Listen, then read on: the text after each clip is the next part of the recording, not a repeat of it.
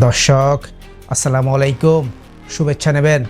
আপনি কি ভাবতে পারেন যে সংগঠন মাত্র এক বছর আগেও রাজপথের দৃশ্যমান নেতৃত্বে ছিল, সেই সংগঠনের আজ আর মাঠে তেমন তেজ নেই। শুধু আছে এক প্রেস বিজ্ঞপ্তি আর কিছু অস্পষ্ট ঘোষণা। মনে হচ্ছে সব কিছু গুটিয়ে নিচ্ছে তারা। তবে প্রশ্ন হচ্ছে, নিজের ইচ্ছায় নাকি পরিস্থিতি তাদের গুটিয়ে নিতে বাধ্য করছে?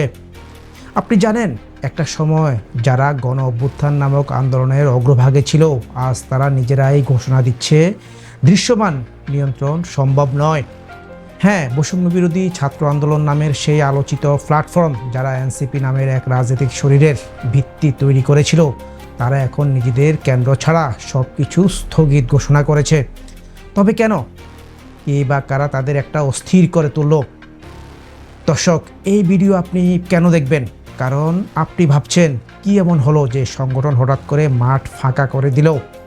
কারণ এদের ঘিরে গড়ে উঠেছিল এক নতুন ধরনের রাজনৈতিক শক্তি, যা হয়তো আর নিয়ন্ত্রণে ছিল না।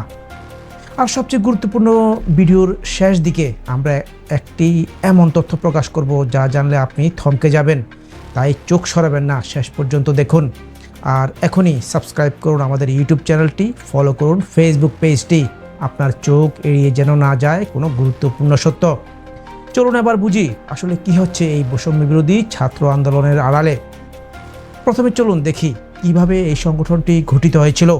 জুলাইয়ের সেই অভ্যুত্থান পরবর্তীক্ষণে এই ছাত্র আন্দোলন ছিল এক সাহসী নাম। নেতৃত্বে ছিল হাসনাত আবদুল্লাহ, পরে যিনি এনসিপি গঠনের পুরোধা। কিন্তু সময়ের সঙ্গে সংগঠনের চরিত্র পাল্টেছে। আর ঠিক তখনই নানা জায়গা থেকে অভিযোগ আসতে থাকে। ব্যানার ব্যবহার করা হচ্ছে অপকর্ম, কেউ নিচ্ছে চাঁদা, কেউ দখল করছে জায়গা। আপনি জানেন, গত শনিবার গুলশানে ধরা পড়েছে একদল যুবক, যারা এই সংগঠনের পরিচয় দিয়ে একজন সাবেক এমপির বাসায় চাঁদাবাজি করতে গিয়েছিল। আপনি কি ভাবছেন, এটা কি বিচ্ছিন্ন কোনো ঘটনা?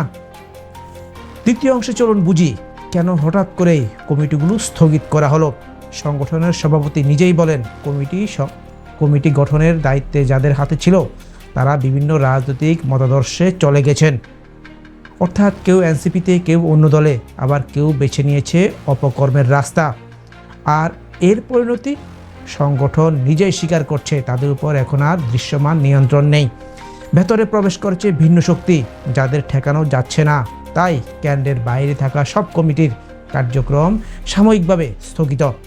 দর্শক, আপনি বুঝতে পারছেন সাময়িক শব্দটা এখানে কতটা দীর্ঘ হবে, তা সময়ই বলে দেবে। তৃতীয় অংশে চলুন জানি এর রাজনৈতিক তাৎপর্য কী। এই সংগঠন কিন্তু শুধু ছাত্রদের মঞ্চ ছিল না, এটা ছিল এনসিপির ভিত্তি। এখন মাঠ থেকে যদি এরা সরে যায়, তবে এনসিপির জন্য রাজপথ ফাঁকা হয়ে যায়। আর এতে কি সরকারই বা খুশি, নাকি কেউ পর্দার আড়ালে থেকে খেলছে নিঃশব্দে? সাধারণ সম্পাদক হাসান ইনাম বলেন, নামে বেনামে যারা অপকর্ম করছে, তারা আসলে পরাজিত শক্তির এজেন্ট। তবে প্রশ্ন হলো, সংগঠনের ঘরেই যদি ফাটল, তাহলে দোষটা দেবে কাকে? এবার বলি সেই চমকপ্রদ তথ্য।